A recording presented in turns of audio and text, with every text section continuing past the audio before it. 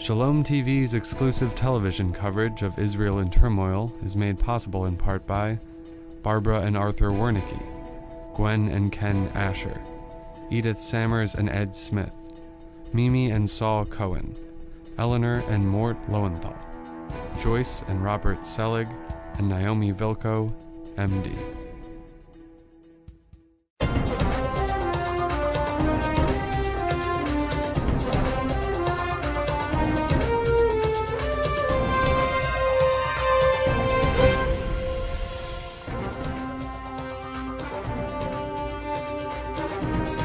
I'm Mark Golub, and we're coming to you live Thursday evening from 7 to 9 p.m.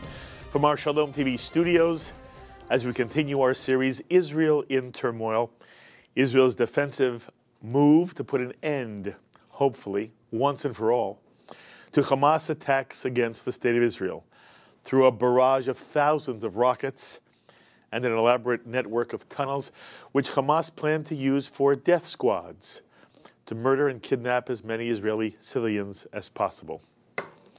So we've been coming to you virtually day after day, monitoring the ways in which the American media has been reporting on Israel's Operation Protective Edge.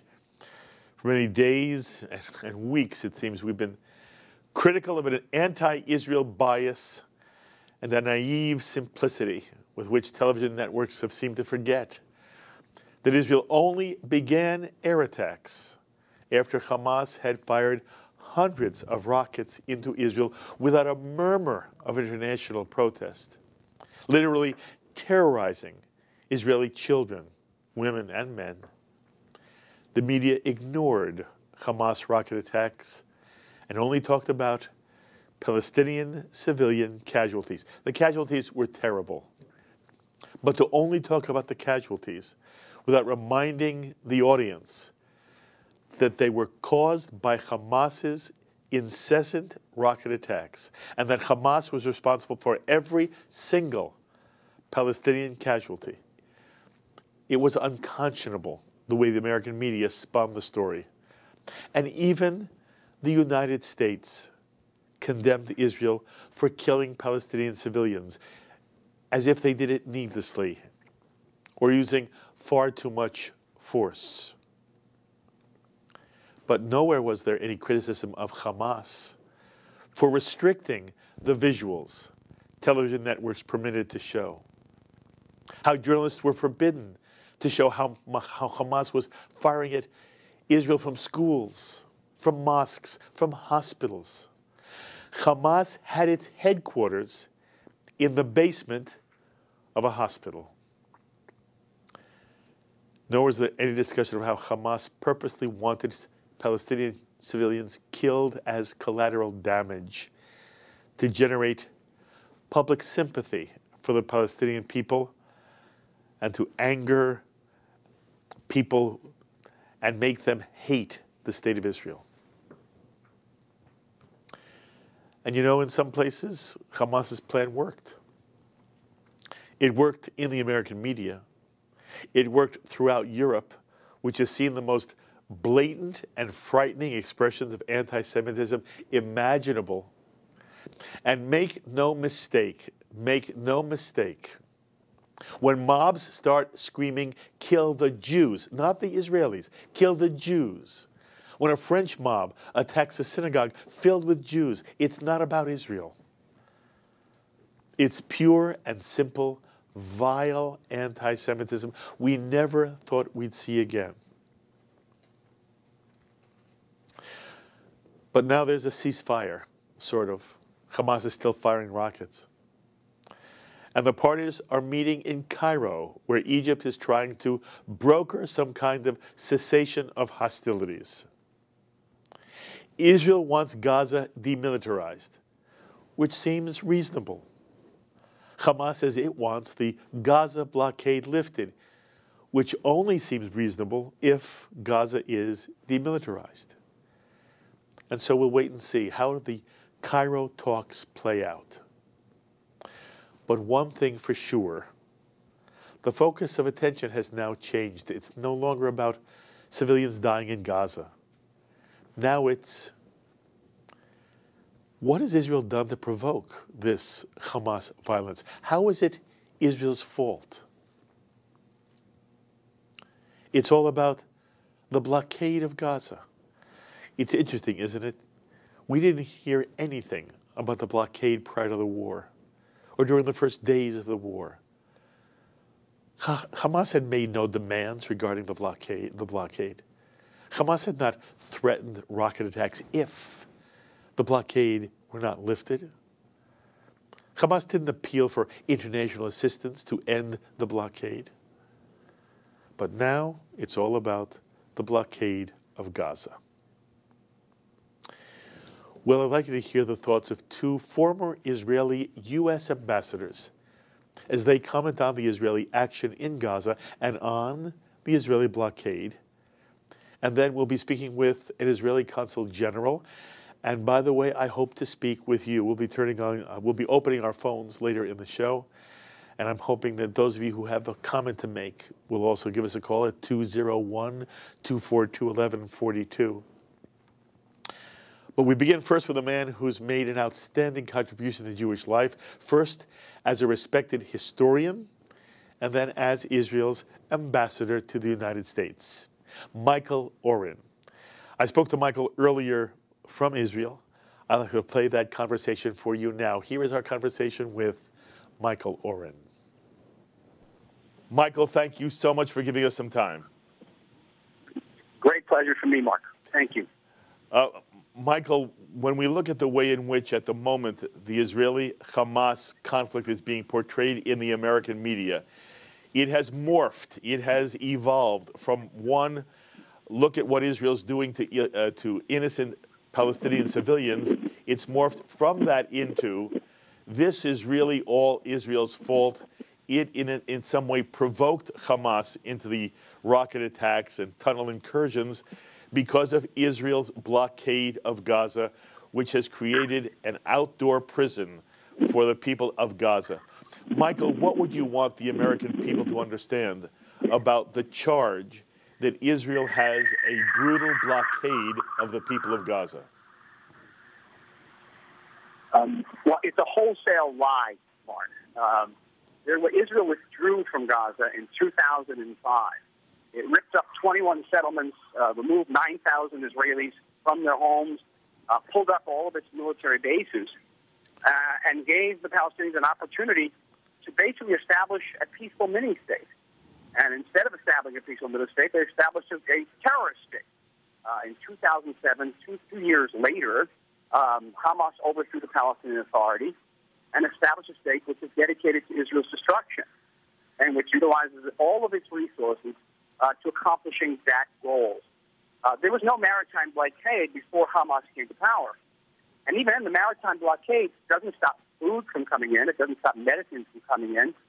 Only thing it stops are materials that can be used for making rockets and rockets themselves. That's why the maritime blockade is legal under international law and recognized as such by all the civilized nations of the earth. So the entire charge that Israel in some way provoked this conflict is completely without foundation and a vicious lie. You know, you have dealt your recent professional life to the relationship between the United States and Israel. And one of the things that people are concerned about here in the Jewish community of America is whether the Kerry initiative and the Obama administration was in any way disrespectful of Israel. And the fact that Secretary of State Kerry seemed to be promoting a ceasefire plan from Qatar and from Turkey, which would have made Israel stop going after the tunnels, for example, is something that has concerned many American Jews. Michael, I want to know from the Israeli perspective, how upsetting really is it? Is this more of a media creation issue, or do you feel that there was some real concern about the way in which the U.S. and Israel have related over the Israel's defensive moves in Gaza? Well, basing myself mostly on press reports now, Mark, because I'm not ambassador anymore, there appeared to have been a genuine difference of opinion at the outset of Operation Protected Edge. the Obama administration wanted to restore the status quo that had been created in November 2012 at the end of the previous operation, Pillar of Defense. That status quo, from an Israeli perspective, and I must say also from an Egyptian and Saudi perspective, enabled Hamas to replenish its missile stocks to build in bigger and more long-range missiles. And Israel and Egypt, and I believe the Saudis, the Jordanians, wanted to change the status quo, didn't want to destroy the status quo. So there were genuine differences of opinion. And since there were different objectives, the venues to achieving those objectives also differed. Over the ensuing weeks, it is my impression that the American position and the Israeli-Egyptian-Saudi position has grown closer. The Secretary of State Kerry has come out and said that there will be no easing of restrictions on the Palestinians unless it's linked to demilitarization. And demilitarization would mean a non-return to the status quo. I think right now Israel and Egypt are handling the situation, handling it well with the Palestinians. And if at some point American mediation is needed to bridge differences, as in the past, by the way, as in the case of Begin and Sadat, then Israel and Egypt will invite in American mediators, and their contribution will be very much appreciated. Are you optimistic that the Cairo negotiations can lead to a demilitarized Gaza? I think it is a very difficult goal to achieve, but Israel has to remain focused on that goal, irrespective of how limited the chance of achieving might be at the present time. Establishing demilitarization as a principle, which is recognized by major powers in the world, recognized as an objective which is not just in Israel's interest, but in the interest of the Palestinians and the region, is very important for us diplomatically. Mm-hmm. Another criticism that is being leveled, Michael, is that Israel went out of its way to undermine a unity government which could have led in some way to in progress towards a peace solution between Israel and the Palestinians in general. How did you feel about Israel's rejection of the Hamas-Fatah unity agreement? Well, I think it was the right position. The international community, the court, that is the United States, European Union, the UN, and Russia, established conditions under which Hamas could join the peace process. They had to recognize Israel, they had to disavow terror, and they had to accept all previous agreements between Israel and the Palestinian Authority. Hamas systematically rejected all three of those terms.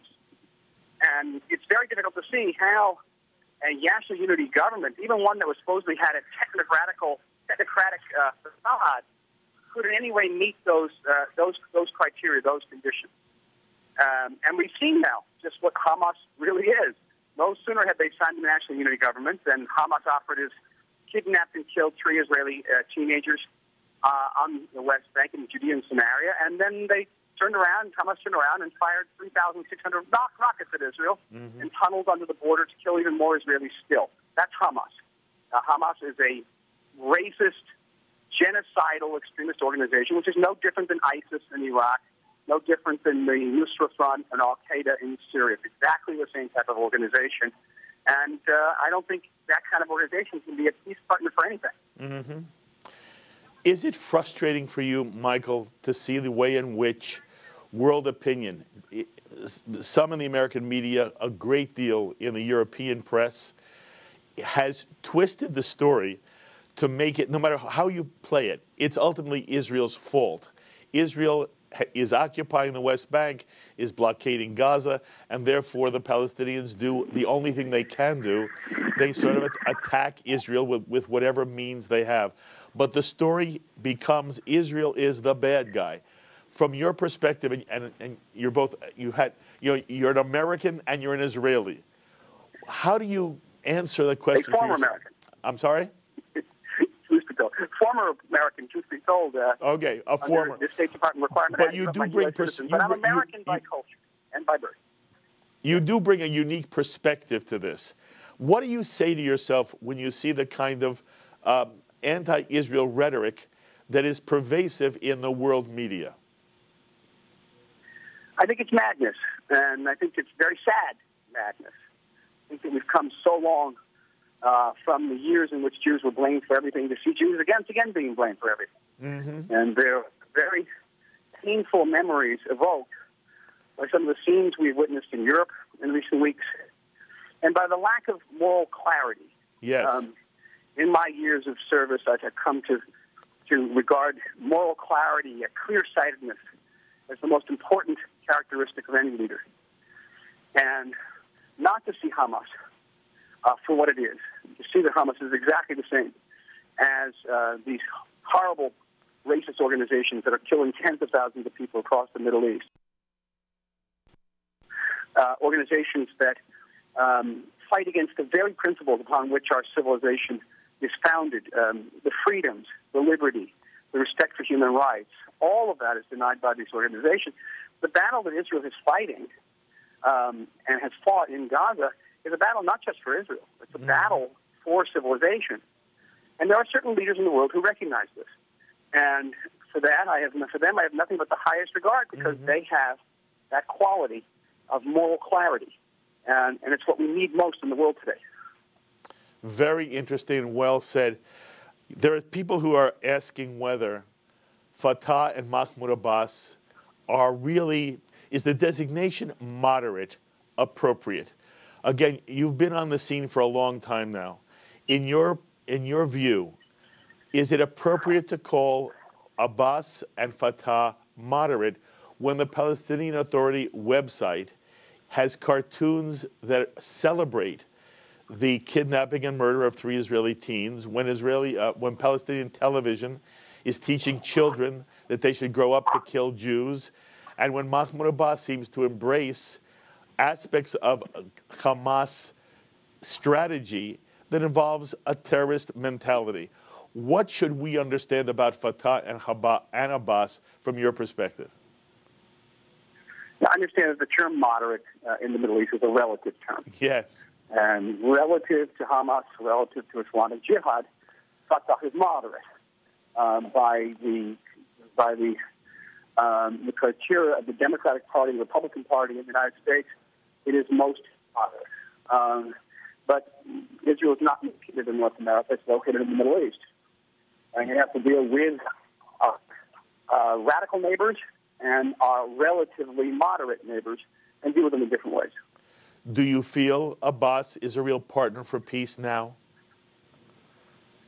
I think he is potentially a partner for peace. I don't know if he has the courage. I don't know if he has the vision. And I feel Israeli society, even after everything we've been through, even though we know the risks and we know the sacrifices, we desperately want peace. But not peace that's going to endanger us or further delegitimize us. And that, I think, the Israeli people stand very firm. And we even after, it's amazing, after 66 years of almost really relentless attempts to destroy us, we are still holding out our hand to destroy it. Yes. And that says something about this state. We're willing to defend it to the utmost of our abilities. We saw 90,000 young people go leave their jobs, leave their families, and go off to defend their country. It doesn't happen in many countries in the world today. But that same 90,000 strong army is ready to also make. One last question for you, Michael, that specifically relates to your own experience as an Israeli diplomat and as somebody who has been at the ambassadorial level.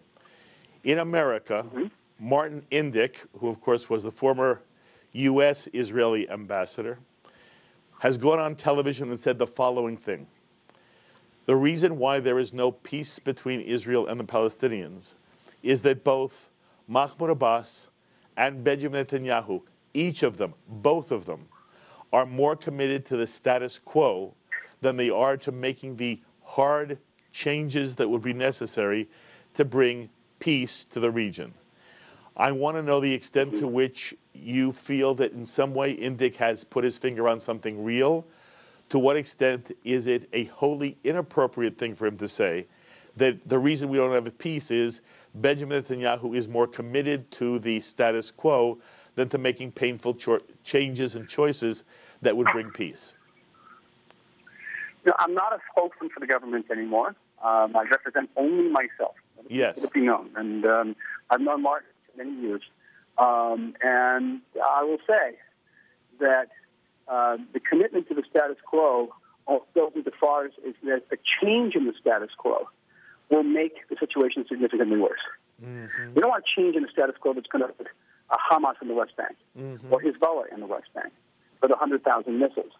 We don't want to change in the status quo that's not going to bring out a dual and real peace based on recognition of the Jewish people's right to a sovereign state in our homeland. That's not a peace that doesn't bring about an end of claims and end of conflict. It's not a real peace. And we've seen what a status quo is like in Gaza, a status quo which enabled Hamas to finish its missile batteries and to open fire on us at will, and dig tunnels under our borders. Well, that's a status quo that needs changing, and we don't want to go back to it. A perfect example. That's my reaction, Mark. Okay. Michael, where are you living these days in Israel? I am in Tel Aviv. How has it been for you and your family during this period, first of when rockets were falling on Tel Aviv, and even now that we are not sure where this entire conflict is going? How's it been for you personally? Oh, it has its deep challenges, its sorrows. I've participated in a number of funerals for young soldiers. I've attended shivas for young soldiers. We've had, the psychological stress of rockets go off over our house. I've been in the Army for 30 years, so I'm more accustomed to it, but many people aren't, having rockets going off over their heads. So, for us, it has been a trying period, and we do want calm, we do want a sense of peace, but not at any price, not at the price of enabling Hamas to build up its rockets and just to open fire again whenever it wants to. That we won't accept. Michael, you have done extraordinary work for the Jewish people, and the articulate. Thank you very much. It's been my privilege, of course. Well, it is a joy to speak to you. I hope we speak often. Be well, my friend. My pleasure, really. Thank you so much. All right. Go well. Right. Bye-bye. The thoughts of former Israeli U.S. Ambassador Michael Oren. It's interesting to hear some of the things he says. He talks about moral clarity. The most important thing he learned in all of his years as a diplomat was that leaders who have moral clarity, somehow they're the special ones. It's also interesting to see how their new strange bedfellows, Saudi Arabia in some way, siding with Israel. And it seems like much of the Middle East is against Hamas. It's almost surprising that the Arab world, much of the Arab world, is much more anti-Hamas than is much of the American media. But those are the ideas of Michael Oren. The other thing that struck me as he was talking was that as much as Israelis want peace, they don't want peace at any price.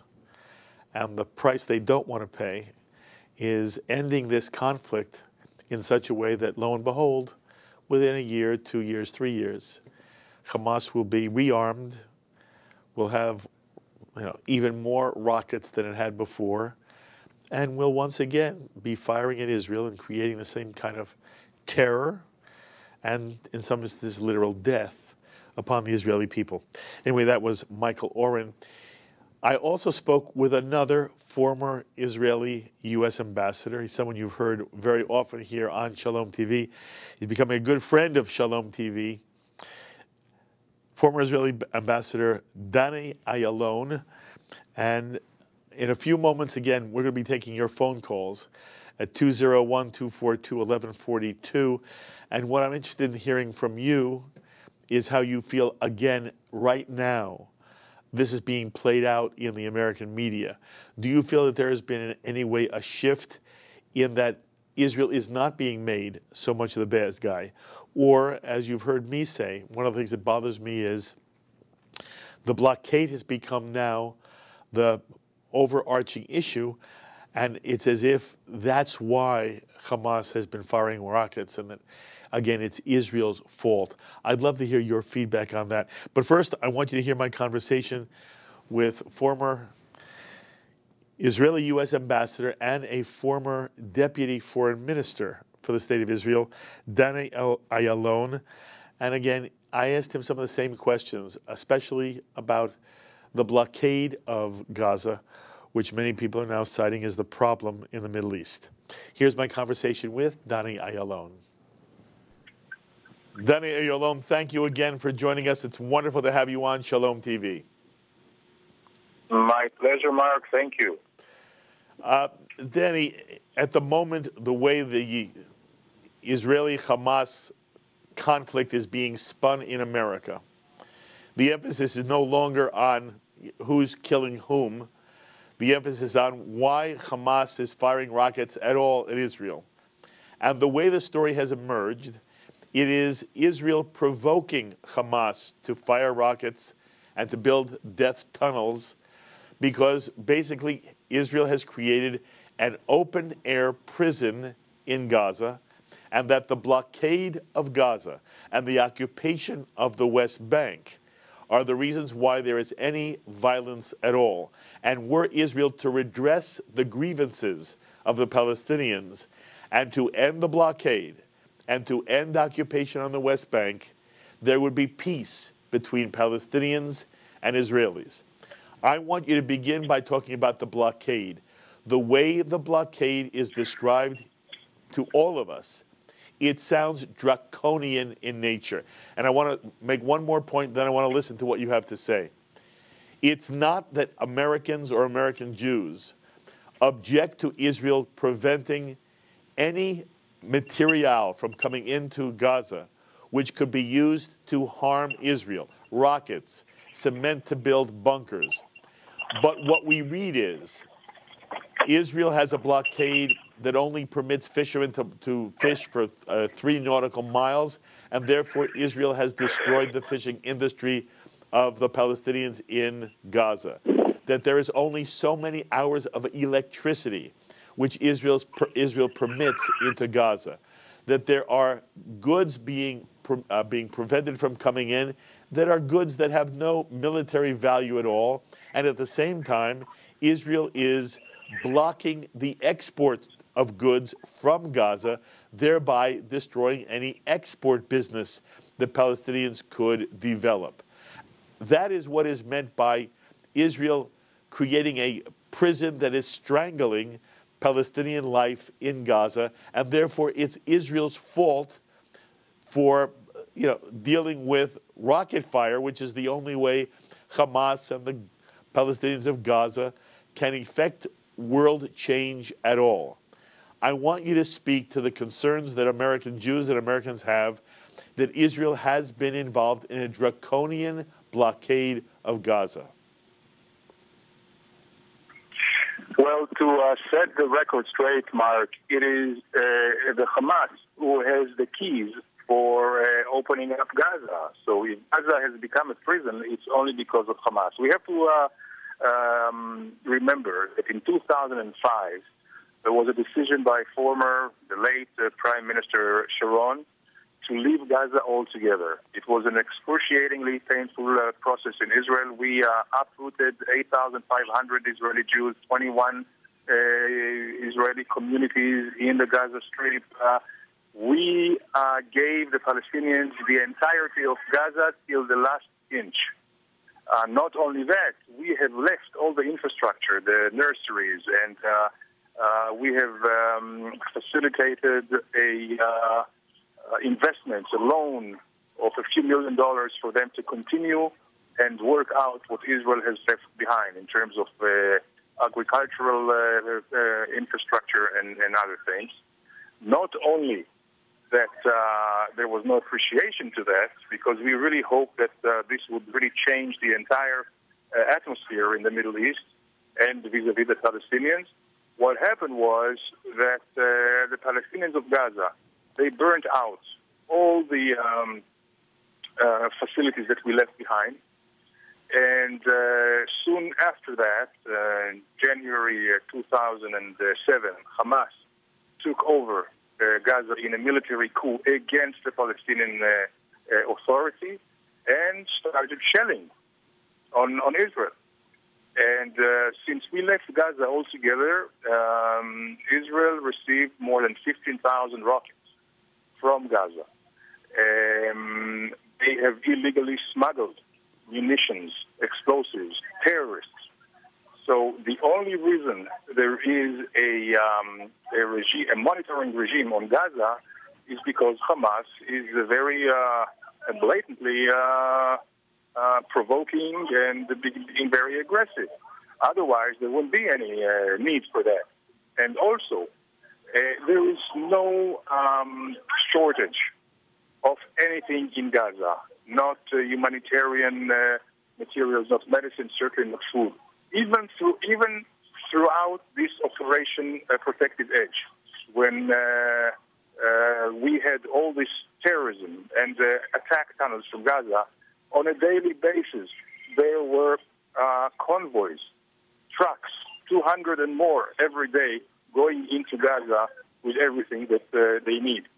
So whoever says that Gaza is a big prison either doesn't understand the realities and the facts, or is being anti-Israel or pro-Hamas, which is a terrorist organization, not much different than ISIS or Al-Qaeda. I understand everything you say, but in all honesty, it's not the first time we've heard it. Somehow, Danny, and then maybe you have some insight here as well, it doesn't resonate with those people who are critical of Israel. And when I say critical of Israel, there are two kinds of critics. There are, Danny, critics who are just anti-Israel. No matter what Israel does, it's wrong. There are many, many Americans and American Jews who are basically sympathetic to Israel. But when they see the stories of the way in which the Israeli government has imposed certain elements of the blockade, it seems as if Israel has, again, gone too far. So, for example, and you didn't speak to this yet, why is Israel limiting the amount of electricity coming into Gaza? Either Israel should give them no electricity and let them worry about it for themselves, but if Israel is controlling the amount of electricity that comes into Gaza, why should there be any limit, any number of, only so many hours of electricity that Israel gives to Gaza? And why is it that the fishing industry of Gaza is being handcuffed by putting a 3 nautical mile limit on it? And why does Israel block exports from Gaza, which could help Gazan economy and therefore the life of people in Gaza? And I don't hear an effective answer to those examples of the way in which the blockade is being portrayed throughout the American media. What would you have us understand? Well, I would say, as to the electricity, Israel would have loved to not have any responsibility and have Gaza produce and provide for themselves in terms of electricity, in terms of water, in terms of sewer and everything else. Unfortunately, this is not the case, so we are supplying it. If there are any shortages, or shortcuts, it's only because of capacity or because the Palestinians themselves sometimes are sabotaging it. Now, it is very important to understand and realize that this electricity that we provide is being used for manufacturing of these Qassam rockets that they fire on us. So from a moral point of view, we certainly have the case of not providing our enemies the means to kill us. But we don't do it. And if there are any shortcuts, there are much, much bigger shortcuts and for much longer time in Syria, in Damascus or Baghdad or anywhere else in the Arab world where that's not up to par infrastructure. So this is also the case here. And what about the fishing rights? Well, the fishing rights also, since they smuggle a lot of the munitions through the sea, and especially now when the Egyptians are closing their border of Gaza with the Sinai, we must monitor. And if they go out far into the sea, then they can, and they have been meeting Iranian ships and other ships and unloading rockets, munitions, and other things. So there is always a reason for these things, and we would love altogether not to have any impositions on Gaza if we see not only a commitment by the Gazans to stop attacking Israelis, but also if there would be a good, verifiable, effective mechanism of monitoring. Yes, yes. Let me put it to you this way, and again, I'm trying to ask questions which, you know, if you were in a large room with many Jews, people coming to a microphone, they'd want to ask these questions of you. Danny Ayalon, does Israel, in your mind, bear any burden of responsibility for the plight of Palestinians either in Gaza or on the West Bank?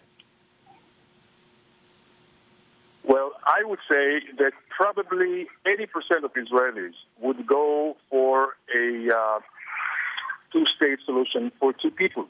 We certainly do not want to dominate or control any other people. But when we get a settlement, a peace treaty, it should not be just a piece of paper, but a real historic reconciliation. It should be really a commitment for peaceful coexistence. And this is what we do not see yet.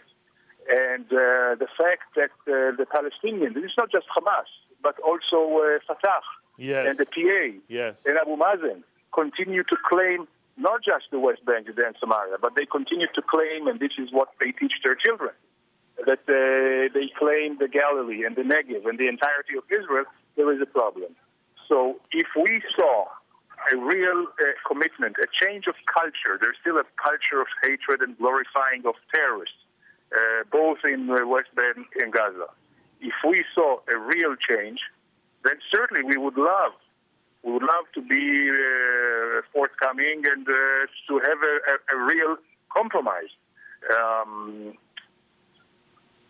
Since I don't believe that the leaders in the region at this time can sort out all the difficult issues, especially the core issues about Jerusalem, the so-called right of return of Palestinian refugees, settlement and border security arrangements, recognitions, and everything else. I believe that since, as we say, the enemy of the good is the perfect, we shouldn't go for a perfect solution, which is unachievable, but go for a good solution, which is a long-term interim. The long-term interim could be security and recognition for Israel with sovereignty and independence for the Palestinians, without final borders, without crossing the T's or dotting the I's on a final settlement, by a long-term interim, which I believe addresses the main interests of both sides. I believe that we can build a future together, and maybe when sentiments are cooler, when there is a stake for the two peoples in a joint economy, joint cultural events and cooperation, then maybe we can sit down with cooler heads and reason out all the core issues which are right now seem insurmountable. Daniel Ayalon, you know, the answer is, in Russian it's kanyeshna, in Hebrew it's betach. It is so obvious to me that what you just have described, it is so obvious that that is the way in which both Palestinians and Israelis should go forward step by step. And at the same time, it's not what the world seems to be willing to accept. And I know you have to go in a moment, so I want to ask you one last question that you really have raised in the very articulate answer you just gave me. Martin Indyk, who is a former American-Israeli ambassador and was involved with the Kerry Peace Initiative, has gone on American television and said, in essence, the reason why there is no peace agreement between Israel and the Palestinians is that both Mahmoud Abbas and Benjamin Netanyahu are so committed to the status quo that neither of them will make the hard choices that are necessary for peace. If you were speaking to Martin Indyk, Danny, how would you answer his charge that Netanyahu is not willing to make the choices necessary because he is committed to the status quo of occupation of the West Bank? Well, I have great respect to Martin Indek. We have had a lot of discussion and work together. But I believe that at the end of the day, it is the parties themselves who have to sort out, with all due respect to the United States. And I don't think that there is any country that can replace the United States. The United States is really the indispensable country, as was quoted by former Secretary Madeleine Albright. But even the United States can help only in terms of providing a safety net, whether it's financial, economic, political, military, strategic.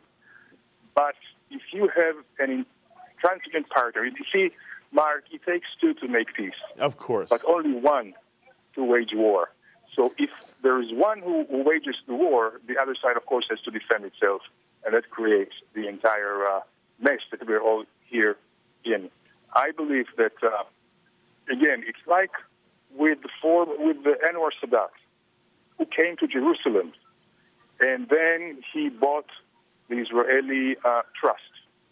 If we will have a Sadat-like leader among the Palestinians, then you will see how generous Israelis are in terms of a compromise, which would be an historic compromise with the Palestinians. I understand. I only want to ask this, again, narrow question. Do you believe that Netanyahu is so committed to the status quo that he basically does not want to make peace with the Palestinians? I don't think so. I think, you see, Netanyahu went a long way. And he actually the one who changed the Likud long-term historic ideology of not partitioning the land. Mm-hmm. And there was the Bar-Ilan speech, there was the freeze that he also agreed on settlements. I think Netanyahu is not the problem. I think he is part of the solution, but only if there is reciprocity also from the Palestinian side. Yes. By the way, Danny, we have heard Israelis say that President Obama is basically tying Israel's hands as we conclude this round of Hamas-Israeli conflict. Do you feel that the United States is preventing Israel from doing what is necessary to really create a peaceful border between Israel and Hamas? No, the short answer is not. I don't think so. I think it's American interest. First of all, there is great support from the United States. We have to remember that it was President Obama who signed the bill on additional $225 million for more Iron Dome batteries in Israel. The relations are strategic, even though there's sometimes misunderstandings or some kind of lack of intimacy at the top. But the relations are much bigger than whoever occupies the White House or the Prime Minister's office at any given time. Also, I believe it's the interest of the United States to allow Israel to defend itself, and the Americans very well articulated the right of Israel for self-defense more than any other country or our allies. And we have to remember, the U.S. and the Western world face the same dilemmas, whether it's in Iraq or Afghanistan or anywhere else. ISIS or Al-Qaeda are no different than Hamas.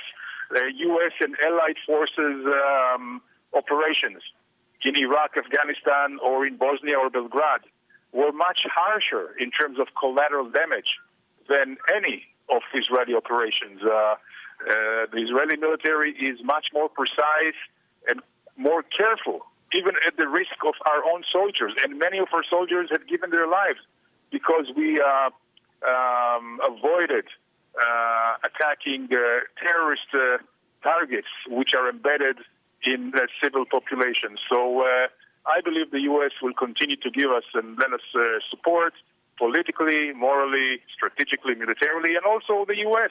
is getting a lot out of this relationship as well. Danny, it is always wonderful to speak with you, and I thank you so much for once again making time for us here on Shalom TV. Thank you very much, Mark. You be well. Thank you. Danny Ayalon. And again, it's just interesting to hear people at this level trying to give an Israeli perspective. And I've said to you week after week, what we're trying to do on Shalom TV is give Israelis the opportunity to speak in their own voice. I want you to speak in your voice if you'd like. Our phone number is 201-242-1142.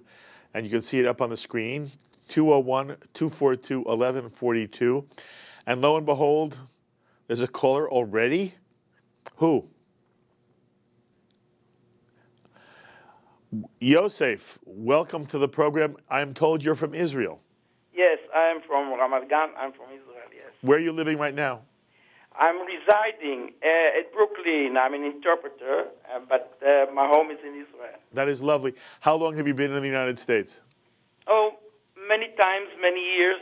It comes up. I've been here even in Yeshiva University many years ago, and I went to the Israeli army right after that in '56. Yes. Who do you interpret for? I interpret for the courts. Very nice.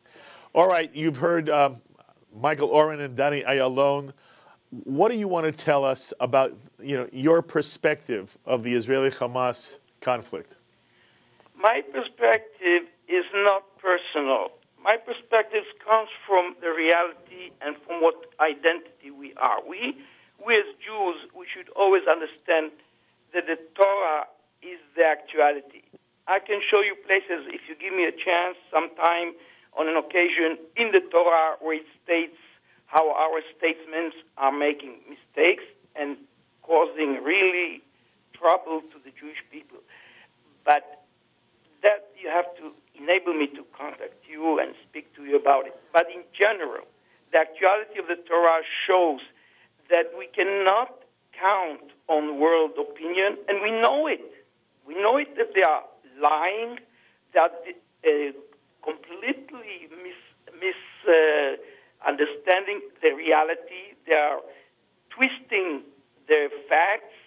And how can you try to please anyone who doesn't want to look at the simple truth? Mm-hmm. Even if they are Jews, because Jews do the same mistake. Exile in the holy language means a cycle, a vicious cycle. It means galut ze kmo galgal. It's like a vicious cycle.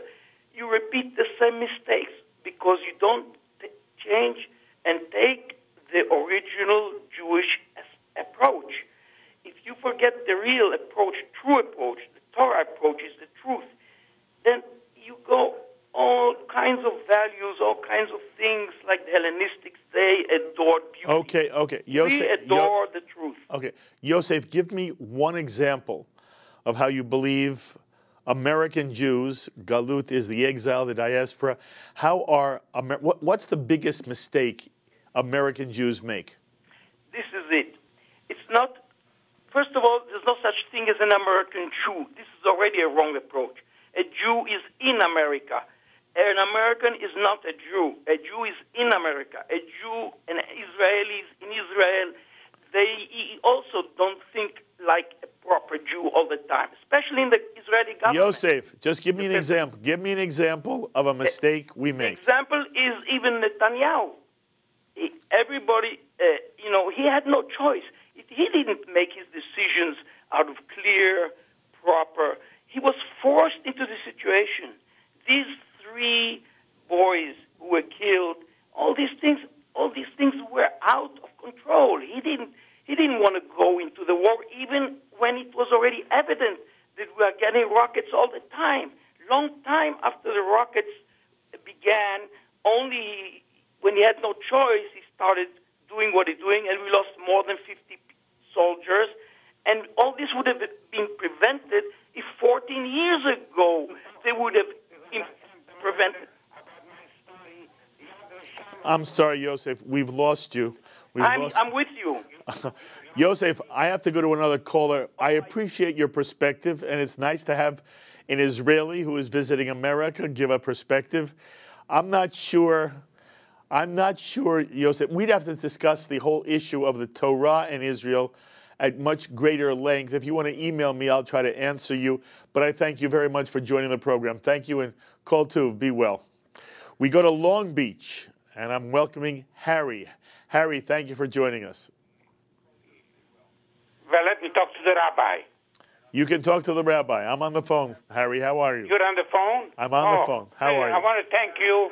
I love your programs. Thank you. You're the right person. You're the right person, Rabbi. That you're on the radio, on television. That is, you know. Yes, and I'm a Holocaust survivor. I was a youngster. I was 14 years old. I was taken out. I was already naked. Like God created me, I was naked going into the gas chambers, you know, and a malach came, and the Maluchim malach with Mengelin, and he said, here is a Jewish boy, a Yiddish kid, you know, and he has time yet, you know. So here it's about 70 years later, here I am talking, you know, and I believe in God, you know, and I want that the Chayalim from Israel, where I go every year, I have mishpuch in Israel, you know, and I've been next to Gaza already. You know, I go every year and I travel around from all the way from the Harmons all the way to Eilat, you know, and I walk the country. I understand. Harry, which camp were you in? What? Which camp were you in? Auschwitz. Yes. The worst of the worst. Yes. You know, and I was there to the end. You know, Yad Vashem took my whole story already, and they gave me records. Well, Harry, I would love to talk to you on Shalom TV. Can I call you? You can call me. Of course you can call me. Okay. It's a pleasure. Harry, don't hang up, and somebody's going to get your phone number. I appreciate the call very, very much, and I'm glad you're here and you're with us, Harry. Thank you for calling me. We go to Union City, New Jersey. Robert, welcome again. Rabbi. How are you, Rabbi, it's Robert from Union. Yes. Robert, my favorite rabbi in the whole wide world. Okay. What's on your mind, Robert? You were talking about the media earlier. Yes. Okay? Yes. The media is not giving it enough play. And number one, there are many Jews that sit on or own newspapers and own magazines and sit on the boards of radio stations. I know that they're not allowed to interfere, but they should open their mouth about Israel. Mm-hmm. What's the matter with these men in these high positions? Give Israel a break already. Mm-hmm. Mm-hmm. Why do you think it's true, Robert? What's that? What is driving the people who have power in television not to speak out on behalf of Israel? It baffles me. Mm-hmm. It baffles me. It's just the people that are behind the scenes that are like cracking a whip are not saying a word. Mm-hmm. They let their editors run the ship. Let them, they're paying them. Tell them to write good things about Israel. Robert, I thank you for the call very much. I hope you call again. We go to Sayville, and Sam is on the phone. Sam, welcome. Hi, Rabbi. How are you, Sam? How you doing? Good. I called you several times already. I just want to say a couple of things. The man you had on, what's his name? Dan, what was his name? Danny Ayalon. Danny Ayalon. He has to say what he says about the United States supporting Israel. You know, he has to say that. He can't say that he's not supporting. Number two, Mr. Obama, to me, and I voted for the guy, but I think he's the most pro-Arab president in the history of this country. And the reason I say that is there are several things. Number one, he gives billions of dollars to Qatar. He gives money, I think, to Turkey. I'm not sure about that. He does. He gives money to them, yes. And these people back Hamas. He goes over to Egypt several years ago, bypasses Israel. That's another clue. You understand? And then he criticizes constantly on the air about Israel attacking this UN, a UN station? You went to school? Yes. Is that what it was? And Hamas can do a better job. Hamas could not do a better job in criticizing the United States than this guy. I mean, from what I see, if it wasn't for the Jewish vote in this country, I doubt seriously if he was president that he would even give aid to Israel. This is my feeling. What do you say? Sam, I think you overstate it. You think so? Yeah. I think there are real issues with the Obama administration. I think they have not been consistent. I feel there are some things they've done that have been very positive for Israel, and that at the same time, I'm very disappointed. I have to be honest. And the people I speak to now, and I'm now telling, I'm speaking to the entire audience who's watching. I hear all the time from Jews who say, "Oh, Obama's the worst president for Israel we've ever had." And at the same time, Israel speaks in a very different voice, and Israel says that there have been many, many wonderful things that have been established during the Obama administration for Israel. They speak about the arms that Israel has received from the United States. They speak about the intelligence cooperation, and all that is true too. My own sense is, however, I am speaking to more and more Jews who traditionally vote Democratic, who were very, very supportive of President Obama, not once but twice, who are now saying to me, in all honesty, he has disappointed them. And I feel that is a softer and a more accurate description. I'm not sure that President Obama is anti-Israel, but I do feel that his administration and the policies he has espoused have not been helpful at times, not only to the state of Israel, but for Middle East peace. And I think that he is being judged very differently, even by many who support A, the Democratic Party, and B, Barack Obama. But I thank you for the call, and I hope you call all the time. We have time for one more call before the break. We go to Brooklyn, and I welcome Mike. Mike, thanks for calling us. Thank you. Shalom, Rabbi. I just want to just say something, that the Arabs constantly say we're the occupiers and we're the conquerors, and that's basically their propaganda. They are the occupiers. They came with the Caliphate, with the Turkish, with the British, with the Romans, not even the Romans. Romans was way before. And they're constantly saying we're the conqueror, and everybody believes that we are the conquerors. We're not conquerors. We're sharing our own land historically. It was never theirs. Okay? The problem is that we're letting the media allow the Arabs to erase history, just like they're doing in Iraq with the Yazidis and with the Christians and everywhere else. And that's the problem, that the Jewish media, when they say we occupying, we're not occupying anything. If anything, they're occupying. We're willing to share our land, and that's just not good enough. Mike, I appreciate the call very, very much, and you raised some very interesting points, which hopefully, not necessarily later tonight, but in general, we will address. There are some people who argue that the problem is the state of Israel is somehow taking land from the indigenous Palestinian people. It is historically incorrect. The extent to which this has been land that internationally was guaranteed to the Jewish people in the state of Israel. In the early part of the 20th century, when the League of Nations divided the Ottoman Empire and created 22 Arab states and one Jewish state. And it's still, at the moment, the Jews are able to say, we will share the land. Unfortunately, the Palestinians have not been able to say the same thing, that they will share the land with us. We're coming up on the hour. We have one more hour with you. We are going to be speaking with David Siegel, Consul General for the State of Israel in Los Angeles. And we'll be taking more of your phone calls. And if we have a chance, I'll be playing a very interesting interview, actually segment, that comes out of Australia.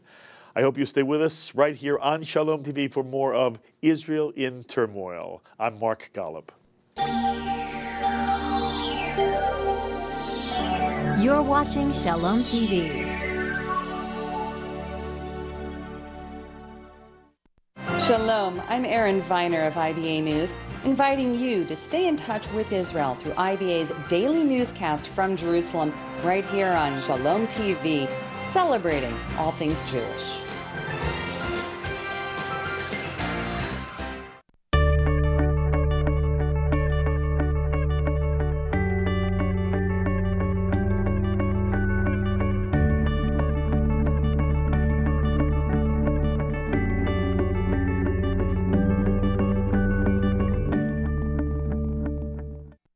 Did you miss a program on Shalom TV you really wanted to see? Well, if you use the internet, it's so easy to watch almost any Shalom TV program whenever you want to. Simply Google the name of the guest or program you'd like to watch and add the words Shalom TV. And presto, the program will pop up on your screen. Missed Shalom TV's exclusive coverage of Ari Shavit at Limud? Google Ari Shavit Shalom TV, and there it is. Want to watch Shalom TV's tour of Karnei Shomron? Google Karnei Shomron Shalom TV, and it pops right up. Or you can Google YouTube Shalom TV. Click on the link and see a full listing of Shalom TV programs by category, including the most recent of Shalom TV programs. So don't forget to set your DVR to record your favorite Shalom TV programs. But remember, Shalom TV programs on demand are only a click away. Shalom TV, celebrating all things Jewish.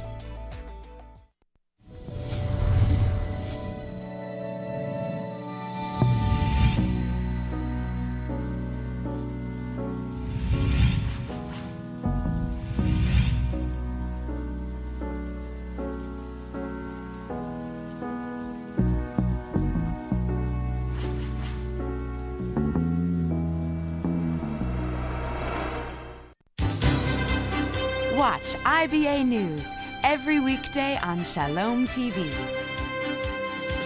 Monday through Thursday at 6 p.m. with replays at 11 p.m., 3 a.m., 6 a.m., 8 a.m., and noon, and Fridays at 5 p.m.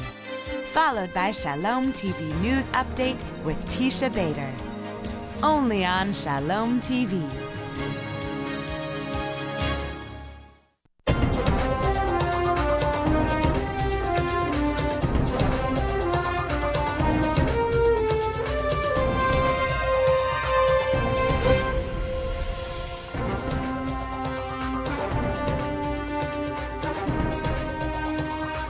I'm Mark Golub. Thank you for staying with us for Shalom TV's Israel in Turmoil.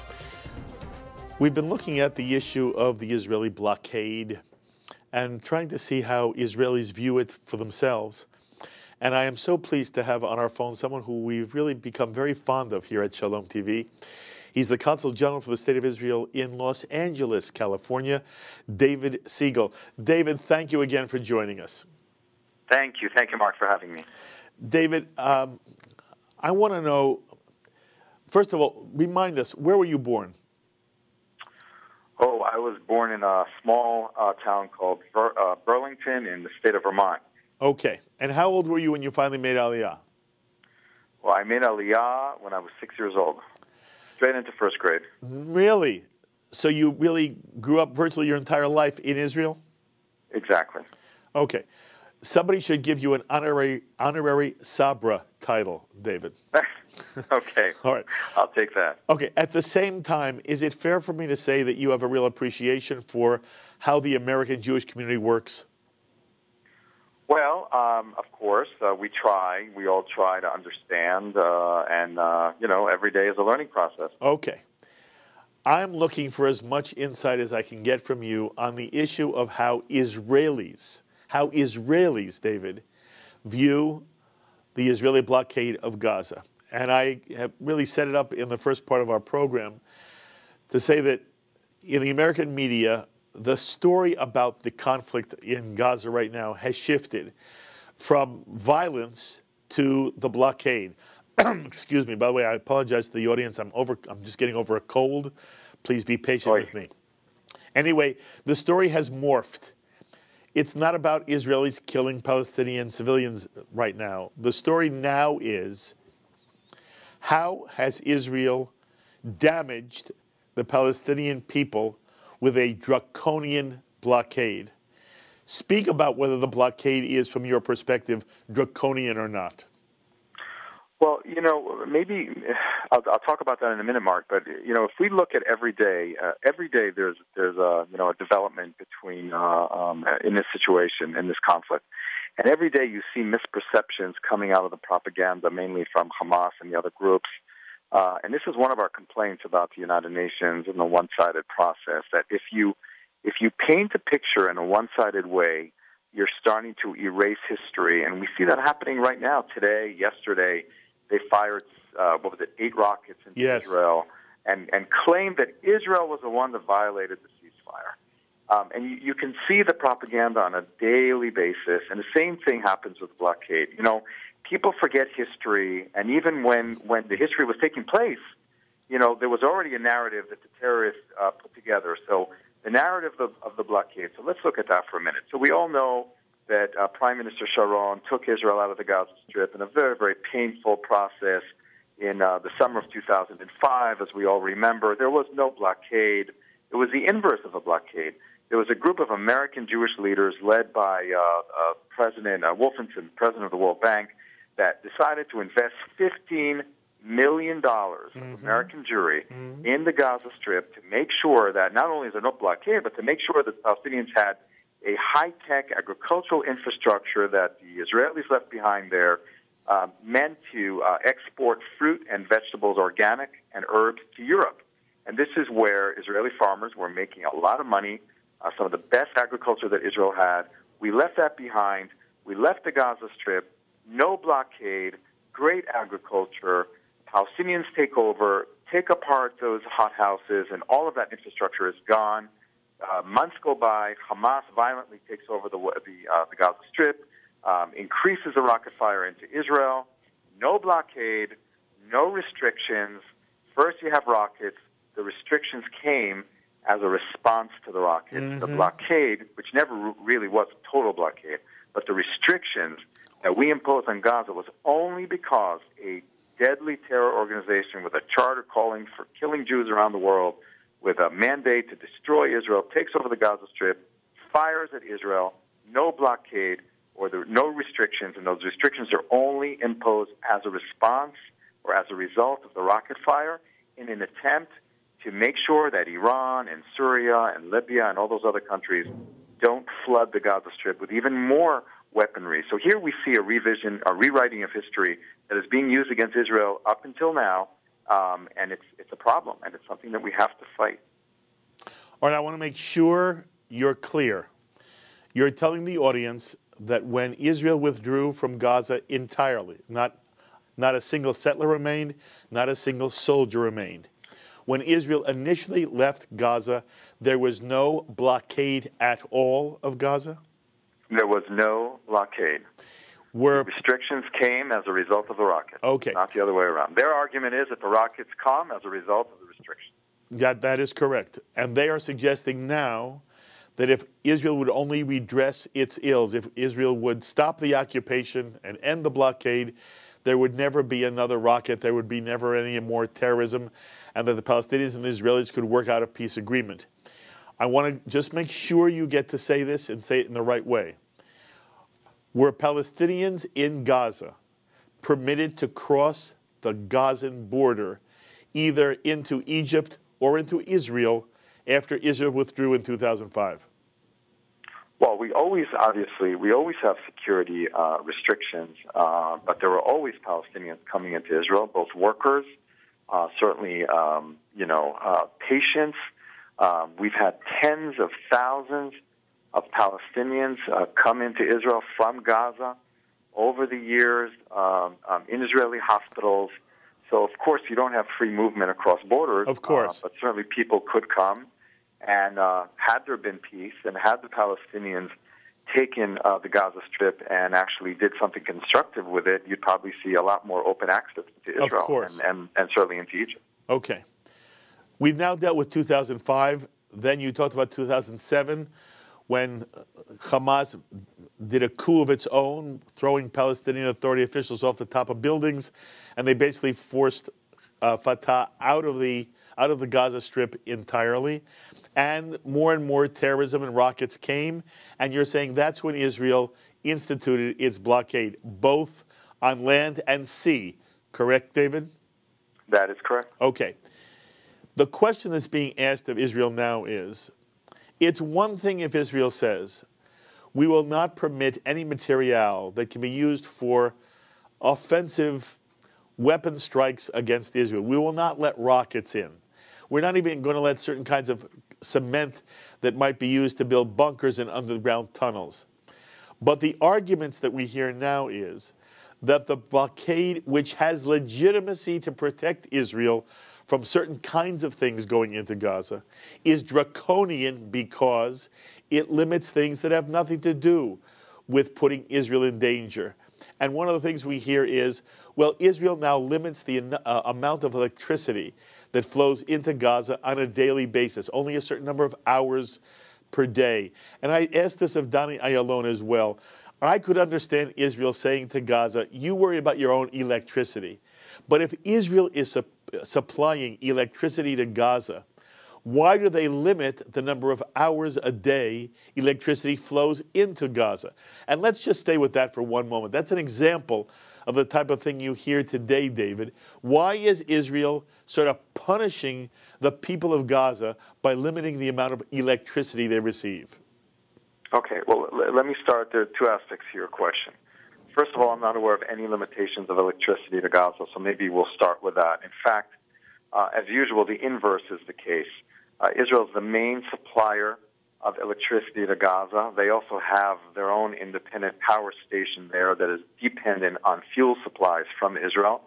We've been providing those supplies all these years. We provide the electricity. In fact, the electricity in Gaza has been affected because of the Hamas rocket fire at Israel.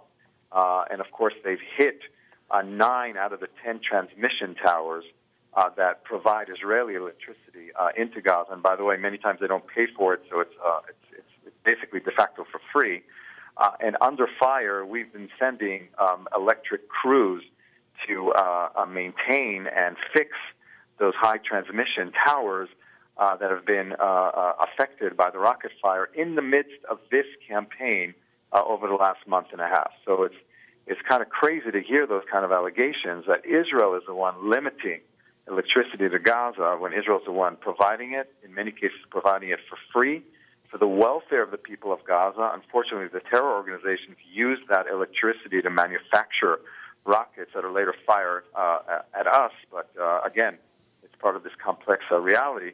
So that's about the electricity. And by the way, the fuel for the power station is something that we not only provide, we also go to the international community, Israel, and solicit funding so that the people of Gaza have the fuel for their own power station. So that's about the electricity. All right. Now, about the restrictions. Hold on.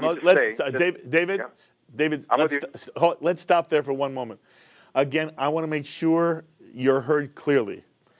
Are you saying to us that prior to Hamas initiating this hostility that results in the current crisis, the current war, that before that there was no limitation on any electricity being supplied to Gaza from the State of Israel?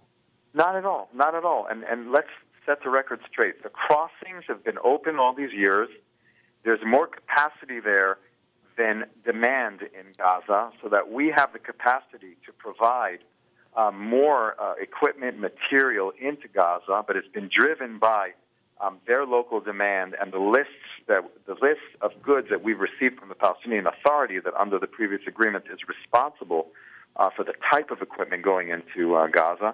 And all these years, those crossings have been open. By the way, they've been targeted by the terror organizations purposely, deliberately, the crossing points, part of their strategy of preventing humanitarian aid of going to their own people in Gaza. We've seen the tunnels under the crossings, deliberately under the crossings. We've seen rocket fire on the crossings. And even in this conflict, roughly 2,000 trucks were sent by Israel into the Gaza Strip, in many cases under fire, where our civilian truck drivers have to, bear the risks of providing them with humanitarian goods. And this is all part of Israel's commitment to make a separation between the terrorists and the people of Gaza. This is not a war with the people of Gaza. Israel has a clear interest in making sure that the people of Gaza don't suffer and that they're provided with what they need for their own sustainability. All right, David, I'm assuming the kind of criticism that I am now asking you to comment on This is not the first time you've heard this criticism. I am sure you have seen that almost every op-ed piece that's written critical of Israel and critical of the blockade always talks, for example, about fishing rights only extending 3 nautical miles, and Israel, limits the amount of electricity coming into Gaza. So I have 2 questions for you. It's the same question, 2 parts. Number 1, I want to know how you and your diplomatic colleagues react to reading this kind of outright falsehoods in the American media all the time, and what do you want to do about it? Your responsibility, David, is to represent the truth as it applies to the state of Israel. I am thrilled that you come on Shalom TV. You have, and the audience should know this, David never says to me, don't ask me this question, don't ask me that question. I am free to ask David anything I want. He puts no restrictions on me whatsoever. By the way, Michael Oren doesn't, Danny Ayalon doesn't. But it's important for the audience to hear, David, that the kind of access you've given me, you let me throw everything but the kitchen sink, and I could probably throw that at you as well. But I'm asking you, when you see this written day after day about the state of Israel, what does it make you feel? And your job as a Consul General in the United States for the state of Israel is to correct the record. I'm thrilled you get a chance to do it on Shalom TV, but I'm wondering how you feel you're doing getting this message out to the general American people. Well, first of all, we do get the message out. We get it out to Shalom TV, which is very important. We get it out to Jewish audiences because it's very important to solidify your own base, and that Jews in this country understand what the issues are, what's at stake. So we do that, but we have a very robust engagement with non-Jewish audiences, whether it's in the Latino communities, the Asian American communities, ethnic media, general media. Many of the Israeli diplomats, including myself, are on Arab media. We're on Al Jazeera, both in the Middle East and here in the United States. So we go wherever we can go, wherever it's humanly possible to help in this battle. And it's very important that other Jewish communities and other Americans and people in places of influence convey the message as well, and they have to be engaged as well. So this is really something that we have to do 24/7, and we're happy to do 24/7, and it's vitally necessary. Absolutely. And I'll tell you one more thing that is very, very important. We should all pay attention to the following situation in Israel. The peace camp in Israel, those that have been severely critical of the Israeli government for many, many years about the two-state solution and are you negotiating this way or negotiating that way with the Palestinian Authority. I'm thinking specifically of Amos Oz, of his daughter, people that are coming out in Israel from the peace camp, and they're saying to the world, if your message to us is leave the Gaza Strip and everything will be okay, and a terror organization fires rockets into Israel and Israel can't defend itself, and now your message is leave Judea and Samaria, leave the West Bank because everything will be okay, the international community will support you. The message to Israelis is that their security is of no concern to the world, and the peace camp is going to be eviscerated as a result. So if anyone cares about the future of peace in the Middle East, the way not to do that is by empowering Hamas or playing into their propaganda. And this is what we see right now, and this is what is at stake, and I think this is part of the message that we need to convey to the world. This is about a terror organization that is about destroying Israel. It's not about anything positive, that uses its own people, abuses their own people, and if we empower them through this game of blockades and counterclaims and slanted media against Israel and diplomatic processes against Israel, it's really going to spend on, it's not going to be very, very positive for the search, for the effort to secure peace for the Israelis and Palestinians in the future. Beautifully said, David. Take one more aspect. Again, this is what we read of the blockade criticism, and that is that Israel is forbidding Palestinians to export through the blockade, and that in essence, with the 3 nautical mile limit on fishing rights and the inability for Palestinians to export goods, basically Israel is strangling the Gazan economy, and is creating an open-air prison in Gaza for the Palestinian people living there. What's your response? Well, I think, our response is very simple. What we have on the table right now is a very simple proposition. We're willing to open Gaza to exports, to imports. We have an interest in the welfare of the people of Gaza. But in return, the world has to expect and demand that this lethal, dangerous, destructive terror organization called Hamas and all their friends out there should be disarmed, and there should be a very robust system in place, process in place, that makes sure that the humanitarian supplies coming into Gaza, that the goods coming into Gaza, that the goods going out of Gaza are not for the benefit of the terrorists. So we've seen where the cement went. You can't even count on one hand how many new schools and new hospitals were built in Gaza all these years, but you do know that the tonnage of cement that went underground to build that terrorist underground, those tunnels and those headquarters, not for the benefit of the people of Gaza or the children of Gaza. This is the kind of thing that we have to prevent in the future. So Israel is very open about this. We support a free and open Gaza, but what we need to see is an end to this terrorist phenomenon that is so dangerous to both sides. Okay. You don't say, however, that Israel is innocent of a blockade that prevents Gazans from exporting. What you're saying is that you would lift that blockade, the export blockade, if Hamas was really either demilitarized, the entire Gaza Strip was demilitarized, or Hamas was removed entirely. But you're not saying that the restriction on exports out of Gaza is untrue. And I guess I'm asking you, do you feel that that restriction is a restriction that was meant to protect Israel in some way that we don't understand? Well, certainly the fishing issue and the issue of movement on the seas is very sensitive. It's deeply connected to security concerns in Israel, and we have enabled the Palestinians to have much larger fishing areas. This came out of the previous conflict with Hamas 2 years ago. So that Israel, again, is very interested in lifting some of these restrictions. But again, there has to be attention to Israeli security concerns and to the fact that this Gaza Strip, is controlled by a lethal terror organization. And this is something that has to change in a very fundamental way in order for all of us to work on a better future for the Gaza Strip. All right. I want to be very careful.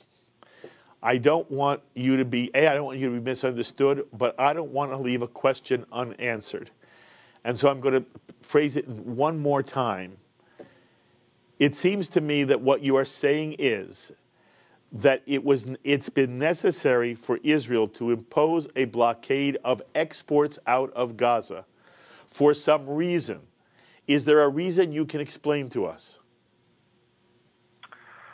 No, first of all, there was some export of goods from Gaza, and again, we're willing to examine that and help the people of Gaza and the economy of Gaza, both in terms of what goes in and in terms of what goes out. And again, there have been certain restrictions that have to do with national security and national security only. All right. I want to turn attention slightly differently, and I've asked this question of others as well. And I know that I'm in some, I understand that you work for the Israeli government, and there's only so much you can say. So you'll figure out how you want to answer this question for me. It is true, as far as I can tell, that many within the Israeli population, those who have been aligned and identified with the left, and you already mentioned Amos Oz, when it comes to the Israeli-Hamas conflict, people like Amos Oz, people like Ari Shavit, are saying it's clear-cut, black and evil, that Hamas is really the bad guys through and through, and that in this particular conflict, the world should not confuse the victim and the perpetrator. When it comes to the Israeli-Palestinian conflict, you hear different things from the far left in Israel, and certainly, David, from here in the American Jewish community. And the question I'm asking you is, in terms of the occupation of the West Bank, and in any way in which Israel deals with Gaza, do you think Israel does bear any sense of responsibility for the plight of the Palestinian either on the West Bank or in Gaza? Well, look, there's a whole history here of how the Palestinians were abused by neighboring countries, how their status in the Arab world is still subservient and very restricted in all the countries in which refugees are maintained, whether in camps, certainly in the Gaza Strip. We saw repeated efforts by Israel over the decades to rehabilitate the camps, to do the kind of economic development that is sorely needed there and hasn't been available there for decades. This is something that is historic, is ongoing, is unfortunate, is tragic. And I can tell you again that from Israel's point of view, what we're concerned about is national security issues. What we're concerned about with Gaza, I think, is very clear. We need to find a way to help the people of Gaza and to separate them or to differentiate between them and a terrorist organization that diverts, prevents aid, benefits from the openness that we've allowed, and we've seen how they've abused that at the expense of their own citizens, the civilians of Gaza, by using them as human shields or by diverting aid or by abusing the goodwill of the world in terms of the resources that went in and ended up in the wrong place, not in the right place. So I think these are very complex issues. They're different issues in the West Bank, and Judea and Samaria, and in Gaza. But the vision should be very, very clear that Israel wants to prosper. Israel wants to live in peace. This whole operation in Gaza was not something that we wanted to be engaged in. As you know, we were provoked and dragged into it. And after roughly 10 ceasefires, Israel is very clear in its record that it did not want this to be pursued and to be continued. And now we're still very interested in a ceasefire that will guarantee our goals of the operation, which are protective, and that will enable the Palestinians to have some hope in the future of really removing the restrictions that came as a result of a terror organization that took over the government there. Yes. You know, David, I can't tell you how wonderful it is to have you on Shalom TV. I've said this to you a couple of times already, but every time you're on, one of the things that I'm trying so hard to do here at Shalom TV, and I keep talking about giving Israelis a voice of their own, but I say to myself, who is my likely viewer? Who's going to turn into a Jewish channel? And I'm assuming that most of the people who tune in are already, to some degree or another, sympathetic to the state of Israel. And clearly, all of us who work here at Shalom TV, and I'm on the air all the time, but there are wonderful, wonderful people who support what I do, and there are other people who are on the air. All of us have this enormous commitment to the safety, the security, the thriving future for the state of Israel. And it drives me crazy, David, when I see the ways in which the story is just manhandled and twisted. And ultimately, no matter what Israel does, it's Israel's fault. And I understand that there is still an endemic anti-Semitism that is a cancer that right now is spreading throughout Western Europe that is just frightening to behold. America does not suffer from that anti-Semitism. It's a remarkable social experiment, like the United States of America. But the media plays a terrible, terrible game. And so it's good for people who even are sympathetic to Israel to begin with.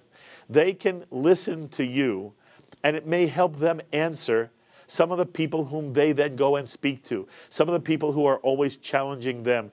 So it's very, very important, David, for somebody like you to come on and be so clear. And you're so clear. It's just wonderful to talk to you. And before I let you go, I want to ask you one more question about the people of Israel. You describe how there are Israelis who are driving trucks across the Gazan border, despite the fact that Hamas is shooting at them while they're bringing humanitarian goods, medical goods into Israel, while Israel is still caring for Palestinians who live on the West Bank, Judea, Samaria, or in Gaza, in their hospitals. Even when Palestinians are in prison, they're encouraged to study in Israeli universities. They're getting degrees while they're in Israeli prison. These are stories that are never told. They're not the stories that circulate and percolate on American television. So I want to, David, why in the world would an Israeli drive a truck trying to get humanitarian goods into Gaza when he's putting his life in danger? He's got a family. He may be a husband. He may be a father. He may be a brother. And yet the Israelis are driving trucks into Gaza every day, despite this nonsense about a total blockade, and they're risking their lives. I want you to speak for one moment, David, about what that says about who the Israeli people are and what it means when some Jew from Israel gets behind the steering wheel and drives a truck into Gaza. Well, it's pretty amazing, isn't it? It is amazing. It's amazing. We have a field hospital outside of Syria. We've treated over 1,000 Syrian refugees in hospitals throughout northern Israel. Yes. Usually no one's really paying for it, so the hospitals divvy up the money between them, because you certainly can't give the bill to President Assad of Syria. You have a field hospital outside of the Gaza Strip. You have organizations like Save a Child's Heart in Israel that bring Palestinians from Gaza every day of the week from the Gaza Strip to Tel Aviv, to Holon, where the little hospital is, where children have a free open-heart surgery. I just saw a story today of Iraqi children, the ones that now members of those minority groups that the United States is trying to protect from the ISIS rampage there. They're in Israel being treated medically. So this is the story of Israel. Israel does this in Haiti. It does it in Turkey. It does it in Japan. It's done it in 140 countries. We have NGOs that are quietly working in countries like Syria, and they've been there throughout the civil war, working on saving lives on the ground. So that's what Jews do. That's what Israelis do. It's part of our Tikkun Olam nation that we are, and it's something to be very proud of. Does it show up in the news every day? Of course not. News is not about good news. It's about bad news. Yes. And it's up to us to really convey that message, and I think it's a very real part of what the State of Israel is all about. Absolutely. Kol hakavod to you, to your colleagues at the LA consulate, and kol hakavod to the people of Israel. And again, I'll ask all the hard questions, but when the hard questions are asked, there tends to be an answer. And the answer that you've given to all the questions I've asked today are so important to hear. Nothing, however, is more important than this incredible list of things Israel is doing. And, David, it's one thing for Israelis to do it in Haiti. It's another thing for Israel to be bringing Palestinian children into Israel for free heart surgeries. And that's an incredible story which every American Jew, everyone around the world should hear. So, David, I say again, Toda Rabba, thank you so much for always being there for Shalom TV. You are a marvelous representative of the State of Israel. And the only downside for you is I will continue to chase you and put you on Shalom TV. But thank you very, very much. Thank you. Thank you very much. Take care now. Be well, David. Bye-bye. David Siegel, Consul General for the State of Israel in Los Angeles. And again, I hope every one of you listening really had a chance to hear and absorb what David had to say. This is the story of Israel. And time again, I'll read something, My wife and I read all the time. My wife reads to me all the time. Story after story. We are just amazed at how people with respected individuals are writing just horrible libels about the State of Israel. And I don't remember now whether it was Goebbels who said it or some other Nazi monster who said, if you tell a lie over and over and over, people will begin to believe it. And is Israel perfect? No. Is it Israel right or wrong? It's a stupid thing to even ask. It's not about Israel right or wrong. It's about being committed to a people, to the Israeli people. What do you believe about the Israeli people? That's what I keep asking. What do you believe about the essence of the Israeli people? Do you believe that they are monsters? Or do you believe they're some of the most idealistic, love? I'm not talking about whether they're crazy. Everybody's crazy. I'm not talking about, going to the DMV in Israel, into Israeli bureaucracy. Can Israeli bureaucracy, drive one mad? That's not what I'm talking about. I'm talking about the neshama, the soul of the Israeli people. Who are we? It is one enormous Jewish family. And so many of our family now live in the state of Israel. And they're creating a social experiment of their own. It's called the State of Israel, the Jewish State of Israel. And they're living in a sea of animosity, surrounded on all sides. Water, and then on all sides, people who want to kill them. People who tell them, you're not allowed to be here. You shouldn't be here. You robbed us. And all Israel says over and over again is, look, let's find a way to live in peace. And there are those on the far left. And again, I've said to you over and over again, I consider myself to be a typical Jewish liberal, brought up like so many of you. All the values that liberal Jews were raised with. I came from parents who were very, very liberal. And this has nothing to do with liberal, conservative, Republican, Democrat, right or left. It has to do with what's your vision of what it means to be a lovely human being?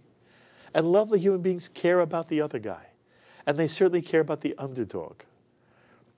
And then there are those on the far left who say such vile things about the state of Israel, as if the Israeli people are cruel and mean.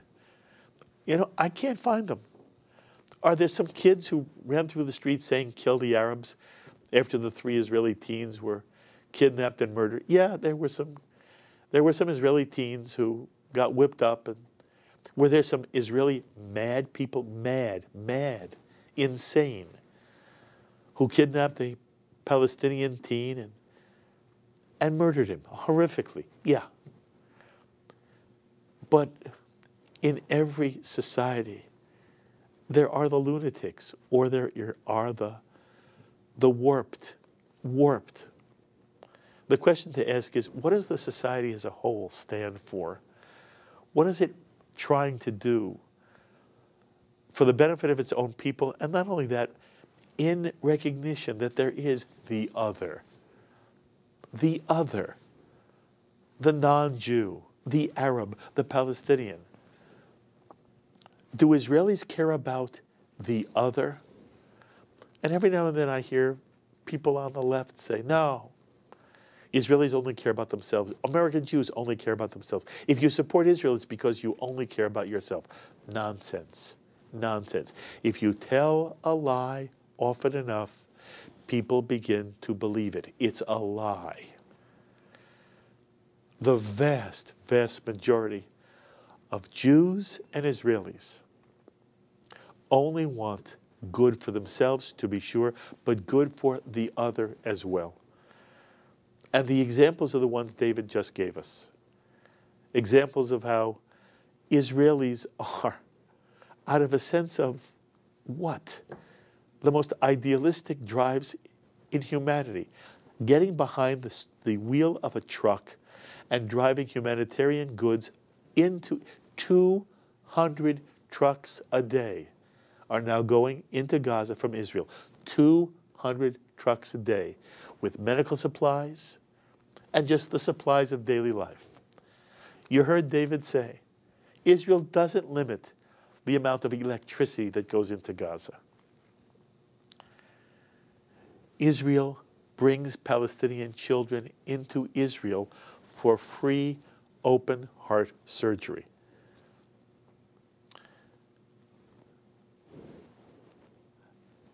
And the same thing can't be said on the other side. That's the tragedy. What's the tragedy? That the Israeli people are handcuffed, both hands behind their back, by people on the other side. And I don't care if it's Hamas or Palestinian moderates. Palestinian moderates don't have a Jeremy Ben-Ami. They don't have a Peter Beinart.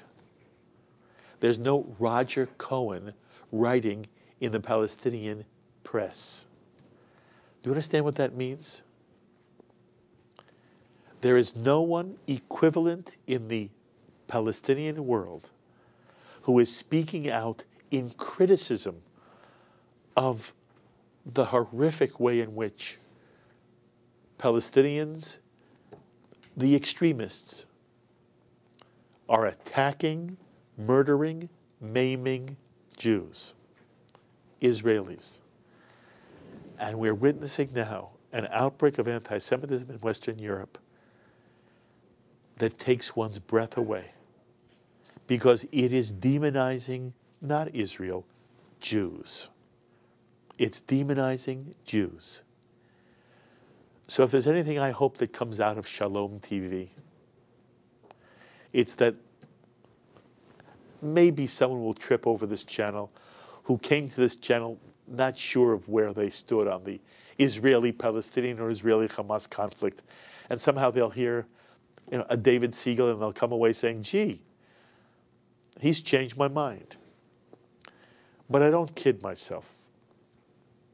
We are a self-identified Israel-supporting Jewish channel that simply tries to balance all of the nonsense and anti-Israel rhetoric you hear throughout the rest of American television. And so what I'm hoping is that even you who are profoundly supportive of the state of Israel, you hear what David says. You hear the examples of what David gives. And the next time you're in a room, in a conversation, where somebody, makes an offhanded comment about the brutality of the occupation and the draconian blockade of Gaza, you can say to them, there was no blockade at all in 2005. They left everything there, all the settlements and all the greenhouses and this entire industry that Gazans could simply pick up and use. And then Jews pumped millions of dollars into Gaza in this Jewish idealism that if we give the Palestinian people the economic wherewithal to make a better life for themselves and their friends and their family and their people, they'll do it instead of trying to destroy the state of Israel. And I want to confess there's one thing I don't know for sure. I don't know how many of the Palestinian people, the ordinary man and woman, father, mother, how many of them hate Hamas as much as we do and really would be happy to live alongside the state of Israel in peace. And I told you the story that I ended up in Israel about a year ago and I had some medical problems. I ended up in Shaarei Tzedek Hospital in Jerusalem, and I'm there for a week. And I meet just some of the loveliest people who happen to be Palestinian. Bright, lovely, kind people. And there was no sense I had that they were angry at Israel or angry at Jews. And that they were so appreciative of Shaarei Tzedek Hospital. And they were so lovely to my wife and me. And I am sure that this is true. It's why when you ask Israelis, do you hate Palestinians? So often they say no. It's not only that they say no. They look at you like you're crazy to ask the question. Why would I hate Palestinians? Because there are those who are telling us inside the Jewish world that Israelis hate the other. The other. And the other is the Arab, the Palestinian. And the Israeli looks at you like, you're out of your mind. And so, can you find some Israelis who hate? I guess you can. Can you find extremists? You can find them in any community. But the extremists are on the small, they're on the tip of this vast 80% of Israeli population who said they favor a two-state solution. What does a two-state solution mean? We'll share the land. The Jews have said we'll share the land since the 1930s, and the vast, vast, vast majority of Israelis say we'll share the land today. Just one thing, it's got to be an honest share. It can't be a share like we had in Gaza, where it was turned into Hamastan, a launching pad for tens of thousands of rockets meant not to terrorize us, but meant to kill us. They terrorize us only because they don't kill us.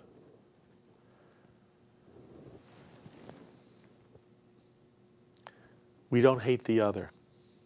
The Jews don't hate the other. Israelis don't hate the other. They don't hate the Palestinians. They want to live in peace. And when people, people as bright as Leon Wieseltier writes an editorial in New Republic that just doesn't get it, you got to be surprised. I mean, Wieseltier may be the smartest Jew alive. And Wieseltier wants to go after the state of Israel right now. The Roger Cohns, that's a different issue. The Thomas Friedmans, he's crazy. Jeremy Ben-Ami, by the way, we're going to have Jeremy Ben-Ami next week on L'Chaim.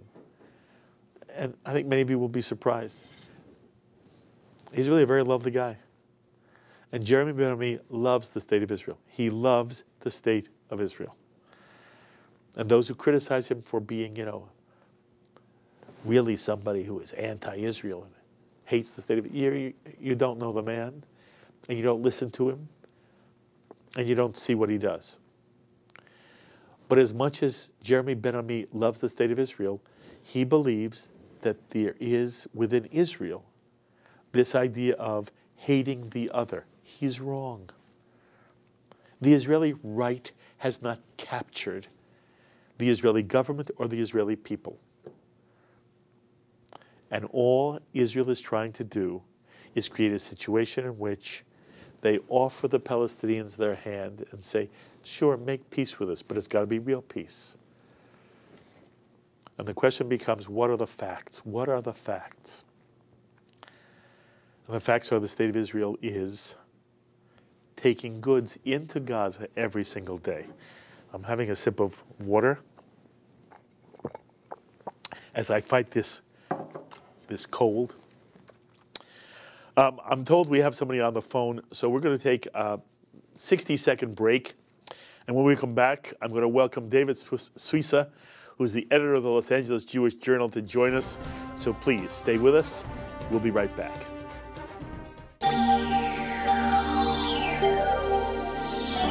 You're watching Shalom TV.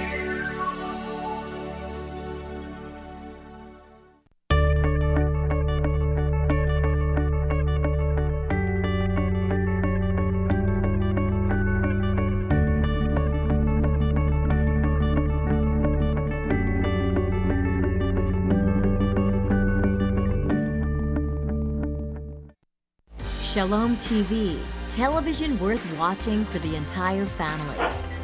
With the best in entertainment, culture, movies, Jewish studies, children's programs, news, events, and interviews. Shalom TV, television really worth watching.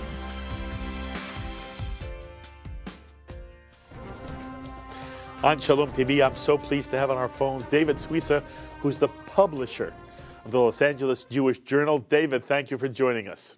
My pleasure. David, do I understand that you were recently in Israel? I was 10 days. Okay. Got back 2 days ago. Okay, that's what I want to hear from you. What was your experience? First of all, what's the mood now of the Israeli people? The mood that I saw is one of, we're going to defend our own. We don't really care what the world thinks anymore. The danger we're up against is as severe as we've ever seen it. And it's time to retrench, circle the wagons, and take care of our people. Are you critical of that attitude, David? Not one bit. Not one bit. Exactly right. But no, amplify. I totally understand it. It's easy for us to sit here in Beverly Hills and the Upper West Side and sort of, intellectualize about what Israel should do. But I was in the bomb shelter, 6 in the morning on Saturday morning at the Intercontinental Hotel when I heard my first siren. And here I am in a bomb shelter in my pajamas with people in their bathrobes and families and kids. And this is not Los Angeles. Mm-hmm. This is real life. Mm-hmm. And that bomb is aiming to kill Jews. And there were 3,000 of those bombs aiming to kill Jews. If you just assume that one Jew dies for each bomb, that's 3,000 dead Jews. And they completely understand that in Israel. Yes. You know, David, I often think to myself, I can't do this, but I often think to myself, I had this dream last night. The next time I have a guest on Shalom TV who is somehow critical of Israelis trying to defend themselves against rockets, because after all, David, the rockets don't seem to hit anything. I was going to set up with Sloan in the control room that at a given moment a siren would go off. I want to see how American Jews react if all of a sudden there was a siren that was warning them of an impending rocket strike. And by the way, we wouldn't even have to know it was going to hit the building we're in. You know, if somebody said to us, we were on the Upper West Side, if we're on the Upper West Side and somebody was at, 110th or 96th or whatever, and they were told, there's a rocket coming, it's going to hit somewhere between, 90th and Columbia, up at 116th, everybody would be in panic. And if that happened 3,000 times, David, we would be beside ourselves. And yet, David, here as I see the media, I want to hear what your experience has been. When I see how the American media on television and the Jewish media as well, David, how people are writing about that Israel is in some way bringing this on themselves. David, I just don't get it, and I wondered if you have any answers for me. I think there's something in the liberal view, very strong in the Ashkenazi world, not so much in the Sephardic world, very strongly in the non-Orthodox Ashkenazi world, that sees it as a great Jewish value to show concern for the enemy. Yes. It's something that's seen in an elevated way. It makes us humble, keeps us humble, to show empathy. Every human being is created in the image of God, and the truth is there's something good in that. Absolutely. There's something good in it. Absolutely. But when it's taken so far, when you get to a point where it's fight or flight and you're under such danger, these kind of values sort of play a secondary role, and I think too often the liberal Jewish world in the U.S. has trouble taking a time out from self-criticism, from empathy for the other side, and it just comes across in a very sort of awkward way when the bombs are falling.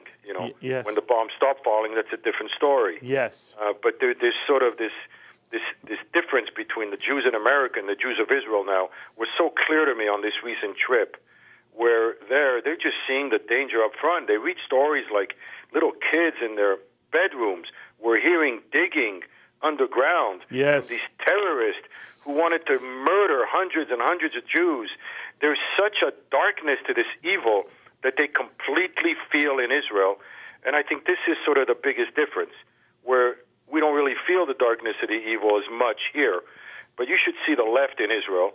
It's hardly inexistent right now. I mean, that's right. You see it throughout the society. There are people like Amos Oz and so forth that are saying, what I call the Dayenu moment. And they've gone through this Dayenu moment. Now, obviously, there's going to be a lot of debate on how they went about the war. Did they go far enough? And so forth. And there's always going to be those arguments. We're going to see a lot of that now. Recriminations, did they fight the war well, and so forth. But in terms of the justness of the war, you had this incredible 95% approval rate Yes. in Israel. You can't get 95% of Israelis to agree that the earth is round. Right. David, by the way, I never asked you this question before. What is your own, how do you self-identify? Do you feel you're more of a liberal or more of a conservative? You know, I would say conservative, center-right, although I have tremendous sort of, appreciation for liberal values. Yes. On a social basis, I've written a lot of articles. I write a weekly column in the Jewish Journal, and I've often written about my concern for Palestinians and so forth. And I've been in refugee camps. In Ramallah, I've been with NGOs. I sort of swim in the liberal world. Yes. And I have concern, and I share a lot of the liberal values. It's just that at some point, I got to take myself out of the picture. And it's not about what I like, and it's not about what I want. It's about what reality is. And if the reality is showing me an enemy that wants to completely eradicate us, then who cares what I think? And who cares what my values are? So, and I think this is the difficulty, and this is what distinguishes me, I think, from other liberals, is at some point I can sort of transcend my own needs and my own feelings and my own personality and look at the situation on its own. And it's sort of a shock to the ego, because we like to think as Jews that we're responsible for everything, and being responsible is a great human virtue. But at some point, I always say, like, Jewish mothers are responsible for this problem because Jewish mothers tell us since we're young we can do anything we want if we put our minds to it. Well, the truth is, I could not turn a Jew hater into a peacemaker. Mm-hmm. Mm-hmm. And that's a shock to the ego that there are things that we are not in control of. But we cannot turn the hatred towards Jews into a desire for peace. And that's a blow to our collective ego. And at the same time, we have to realize that we have to stay strong and confront the enemy. It's not only ego, by the way. It's a certain sense of idealism. Idealistically, we want to believe we can convince anybody who is malevolent and has malevolent, feelings and does malevolent things towards us. We can convince them that malevolence is not the right way, and we can work out a compromise and work it out. And what you're saying is sometimes it's just not possible, David. Correct. We need to believe those things and sort of create the reality. And what I'm sensing, though, even in America, is that more and more, even Jewish liberals and my peacenik friends are just seeing this sort of reality that's catching up. Absolutely, absolutely. David, I'm sorry I got to you so late. I want to call you again when we have more time. I love talking to you. You're the best. I'll call you again soon, my friend. Thank you very much. My pleasure. Be well. Be well. Bye-bye. David Suissa, again, who is the publisher of the Los Angeles Journal. That's it for tonight. It goes so fast. I didn't get more of your phone calls in. I wanted to play you certain clips. I'll do that the next time. My thanks, as always, to Sloan Copeland, Serge Goldberg, and Dara Golub, who just do a fabulous job putting this whole thing together. Also, Ron Jacobson and Carol Lilienthal, our producers. Fabulous job, Ron and Carol. Tisha Bader, who you see every night on Shalom TV News Update, does marvelous work for us. And Mark Baker helped us out, as does Corey Sivikoff in the back. On camera, Igor Funk. All these people are just wonderful. And also to Sahar, who is now our superb intern. Thank you, Sahar, for all the help you did putting this show together. I hope I see you very, very soon. I don't tend to be with you on Friday. Then we have the weekend. And hopefully we'll see things getting better for the state of Israel in the Middle East. Until the next time, I'm Mark Golub. Be well, my friends.